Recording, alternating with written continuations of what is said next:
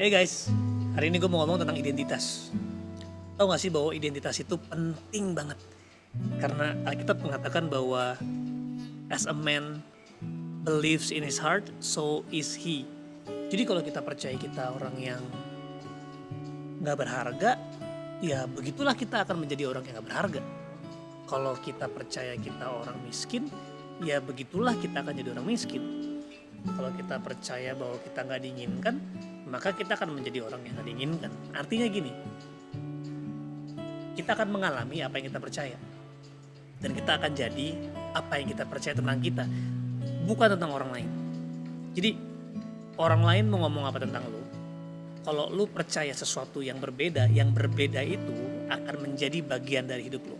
Contohnya orang tua lu bilang, papa bangga sama kamu, papa sayang sama kamu, kamu luar biasa. Tapi lu memilih buat gak percaya.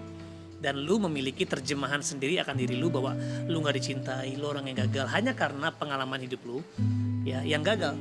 Atau bahkan walaupun Alkitab mengatakan bahwa kamu berharga, kamu dicintai, ya kamu dihormati, kamu diberikan dimahkotai kemuliaan, tapi lu percaya, enggak, buktinya semua orang tinggalin gua. Buktinya hari ini gua dicampakkan. Nah, tiba-tiba lu percaya tentang itu, maka lu jadi kayak begitu. Makanya ketika lu percaya lu gak berharga, lu akan berpikir hal-hal yang gak berharga. Lu akan mengatakan hal-hal yang gak berharga. Ya lu percaya lu sampah, ya lu akan bersikap seperti sampah. Lu akan berpikir nyampah, lu akan ngomong nyampah. Lu orang miskin gitu ya, ya lu akan berpikir miskin, lu akan berkata hal miskin, lu akan punya masa depan yang miskin. Ya, makanya hari ini teman-teman penting banget untuk kita sadar betul identitas kita tuh siapa. Yes, kita adalah manusia berdosa.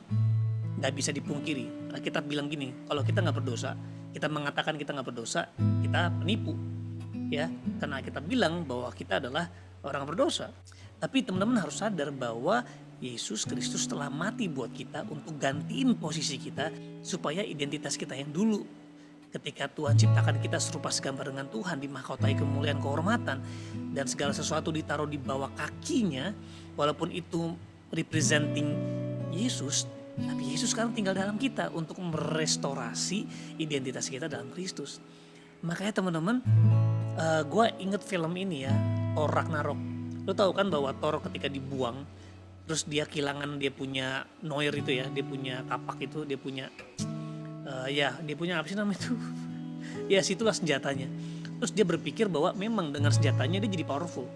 Tapi dia lupa bahwa dia sudah menaruh identitasnya kepada kemampuannya, kepada skillnya, kepada kalau kita mungkin kemampuan kita, apa yang kita punya, skill-skill kita, pengalaman kita, pelayanan kita, sehingga ketika itu dicabut lu merasa powerless.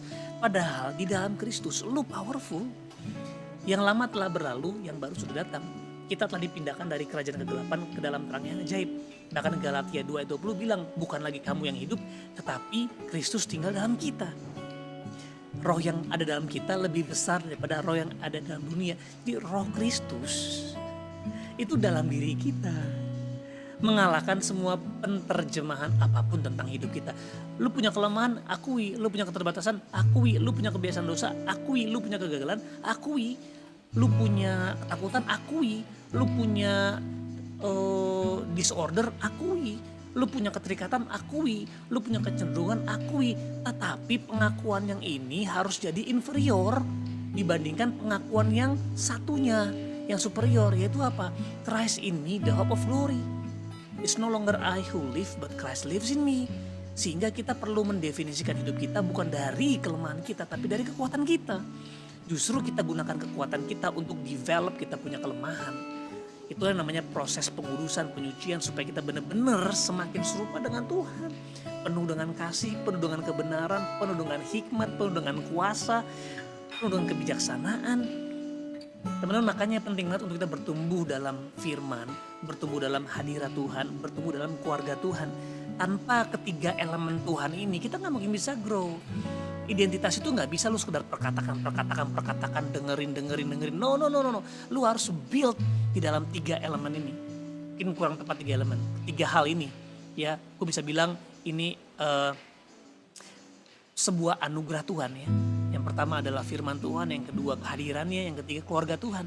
Firman Tuhan ya lu harus renungkan sampai lu memahami, sampai hati lu menangkap, Lu renungkan, lu perkatakan, lu ingat lagi, remembering, lalu terjemahkan seluruh hidup lu dengan firman Tuhan, apa yang Tuhan bilang.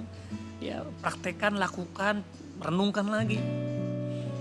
Lalu yang kedua, hadirat Tuhan, di mana kita diam di dalam Dia, punya hubungan intim, ambil waktu untuk duduk diam dekat Dia, melatih pendengaran, melatih penglihatan, melatih perasaan, ya, melatih kesadaran, membangun kesadaran akan kehadirannya, dan berdoa, ya, sebagai anak yang telah ditebus, berdoa dari identitas yang baru, bukan berdoa dari ketakutan, tapi berdoa dari kasih, bukan berdoa dari kepanikan, tapi berdoa dari damai sejahtera, bukan berdoa dari kesalahan, tapi berdoa dari kebenaran. Di mana? Di dalam Kristus, karena semuanya Kristus. Jadi kita harus istirahat di dalam Kristus. Ini yang membuat hidup kita jadi powerful banget. Gue sampai hari ini merasa sepertinya kayak kok ada beberapa kelemahan gue yang semakin kuat. Tapi walaupun rasanya semakin kuat, tapi gue gak mau setuju. Gue bisa bilang, yes, dia kayaknya mulai berusaha untuk mencuri perhatian gue.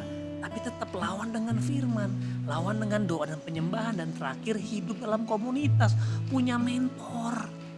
Punya orang-orang yang dimana lu submit, punya orang-orang dimana lu juga submit ke samping dan submit ke bawah. Orang-orang yang ada di atas, di samping, dan di bawah. Ini akan melengkapi kita punya kesempurnaan, artinya kedewasaan dalam Tuhan. Ya, seperti tadi filmnya si Thor, ya, dia merasa kekuatannya ada dalam, dia punya kemampuan dalam si Mjolnirnya itu. Tapi satu waktu ketika dia lawan Hela kakaknya, ya dia diingatkan kembali sama papanya, ya Odin, bahwa hey, sebenarnya the power is in you. You are the power. Kekuatan itu adalah elu. Dia sadar sehingga tanpa si Mjolnirnya itu, dia mendapatkan kekuatannya dia, bahwa dia adalah the God of Thunder. Jadi dia gak perlu lagi ada alat itu, ada Mjolnir itu untuk membuat dia berkuasa. Sama teman-teman. Ya, gift, calling, power, identity, semua resources yang lu butuh sudah ada dalam diri lu di dalam Kristus. You just need to realize it. You just need to believe it. You just need to express it, practice it. Latih, sadari, bangun, dan mulai hidupi identitas baru lu. Karena di akhir-akhir gini teman-teman, kalau ini kita gak pegang, kalau identitas kita gak kuat, maka kita akan jadi korban perasaan, korban sakit hati, korban ketakutan, korban kekhawatiran, korban krisis, korban. Sedangkan Yesus sudah menjadi korban supaya elu gak harus hidup jadi korban, tetapi lebih dari pemenang. Makanya identity, dia akan reveal lu punya ability. Ya, identity reveals ability. Jadi kalau lu sadar identitas lu, kemampuan lu akan muncul di situ. Ini kenapa iblis berusaha untuk curi identitas lu. Dia berusaha mencuri perhatian lu. Musuh datang untuk mencuri, membunuh, membinasakan. Dia mulai dari apa? Mencuri perhatian. Membuat seperti masalah lebih besar. Membuat kekurangan lu lebih besar. Kegagalan lu lebih besar. Karena iblis gak bisa hancurin hidup lu. Iblis gak bisa hancurin hidup kita yang di dalam Kristus. Yang bisa dia lakukan adalah membuat kita tertipu dan lupa kita siapa. Ketika kita lupa kita siapa, kita yang bunuh diri. Dengan pikiran kita dan rasa percaya, kepercayaan yang salah. Wrong beliefs. Dibilang wrong beliefs produces wrong action. Ya. Berarti kalau right beliefs produces right action. Kepercayaan yang salah menghasilkan sikap yang salah. Tapi kalau kepercayaan yang benar akan menghasilkan sebuah sikap yang benar. Makanya Efesus 5 ayat 8 dia bilang gini, dulu kamu kegelapan, tetapi sekarang kamu adalah anak-anak terang. Ya, yes, kita kegelapan, itu masa lalu. Tapi sekarang karena Kristus kita telah diubah menjadi anak-anak terang. Makanya hiduplah sebagai anak-anak terang. Lihat, identity reveals ability. Ya, identity reveals lifestyle. Anak terang, hiduplah sebagai anak terang. Kalau kita percaya kita kegelapan, kita percaya kita kesia-siaan, ya maka gaya hidup lo akan di situ. Makanya Alkitab jelas bilang, barang siapa percaya. Karena gue yakin banget kalau kita benar-benar percaya, lu pasti melakukan. Kalau sampai kita sulit melakukan, berarti lu belum benar-benar percaya. Karena kalau benar-benar percaya, dan percaya itu juga adalah anugerah yang kita terima dari Tuhan. Kalau kita sungguh-sungguh mau belajar mendekat dengan Dia, tadi 3 tadi ya, firman Tuhan, hadirat Tuhan, keluarga Tuhan, ini akan membangun kita punya sistem belief. Ketika sistem kepercayaan terbangun, maka ability akan kebangun, kemampuan akan terbangun, dan lu akan menjadi immovable, unstoppable, gak tergoyahkan. Makanya Daud bilang, aku senantiasa memandang kepada Tuhan. Ya di sebelah kananku, aku tidak akan goyah. Dalam terjemahan lain dibilang, I set my eyes continually before you, before him. Ya saya senantiasa memandang kepada Tuhan, aku gak goyah. So teman-teman, belajar dari Thor. The power is in you, the future is in you. Ya, semua yang besar, it's in you. Bukan karena kita, because Christ now is in you. That is your identity. Lu bukan orang gagal, lu bukan sampah, lu bukan sia-siaan, lu anak Tuhan. Ditebus dengan darah yang mahal.